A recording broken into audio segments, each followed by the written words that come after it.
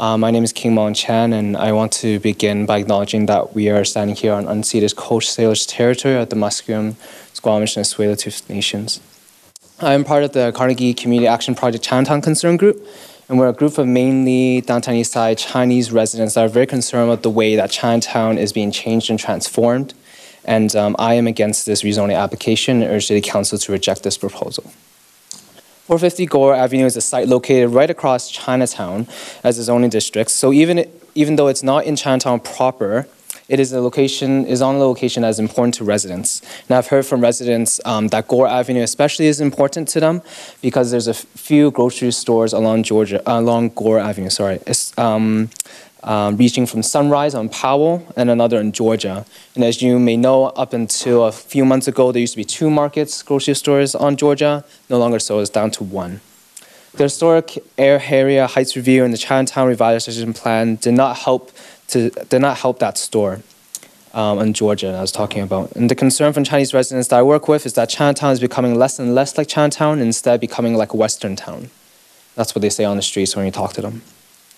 On an advertisement for Chinatown development opportunity, I was called, it states Chinatown is experiencing a revitalization reminiscent of Yaletown. Another advertisement put forward the same sentiment. This is not a new Yaletown. This is not a new gas town. This is Chinatown. I say this is still applicable. I know it's right across the street from this project, but it's still, as the applicant said, is transition, and it does have significant impacts.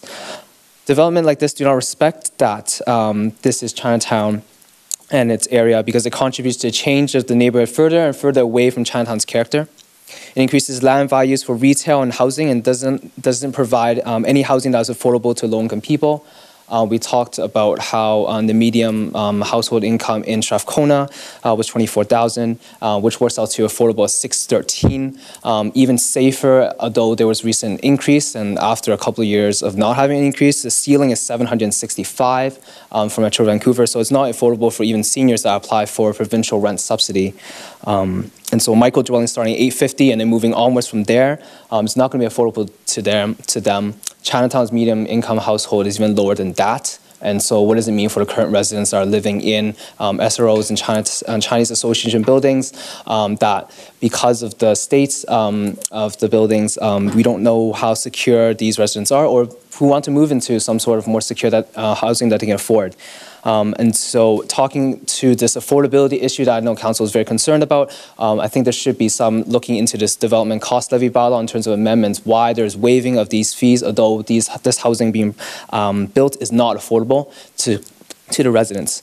450 Gore is also directly across from the East Hotel, around 20 units and mainly families. And I'm very upset that residents weren't notified of this public hearing. So one member of our group lives there and he only found out about this public hearing when I told him about it. I know it's in the notification and the report, but he clearly did not receive the notification card. Rents in the hotel is already increasing, and so what's going to happen to their rents if this project goes through? Are those families, many of them Chinese, going to be displaced from Chinatown if their rents increase beyond what they can afford? We talked about this ratio of 3:1 for social housing and market rental, and that's only possible with the province program in 2007. There's no such program going forward, so we're not going to have that kind of ratio and balance. In Chinatown proper, including this application, there's 753 market housing, only 17 social housing units. Furthermore, it's going to put more development pressure. Gore and Hastings site, there's several Chinese businesses, was sold last year. So what's going to happen to those businesses as there's more development pressures on that site? Will they get sold? Will those businesses leave and they have less and less of a Chinatown? And so these are concerns that the residents are bringing up and our group is concerned about. Our group is calling for a temporary moratorium on all new market developments in Chinatown and to this, related to this, existing to this project that's right across from Chinatown. We want to reject it because of how the revitalization plan is rolling out. What is going on is definitely increasing economic activity, but what is that all that is to the life of a community is measured by? Economic activity. Chinatown's character is at threat with all these new developments, but as the traditional retail pushed out, rents and low-income housing where Chinese residents live go up. What is left of Chinatown? A facade, a thing of the past? Is it what council wants to see? If not, then reevaluate their revitalization plan and listen to residents' demand in our group's petition, reject this rezoning application, and immediately place a moratorium on new market developments in Chinatown. Thank you. Okay, good timing.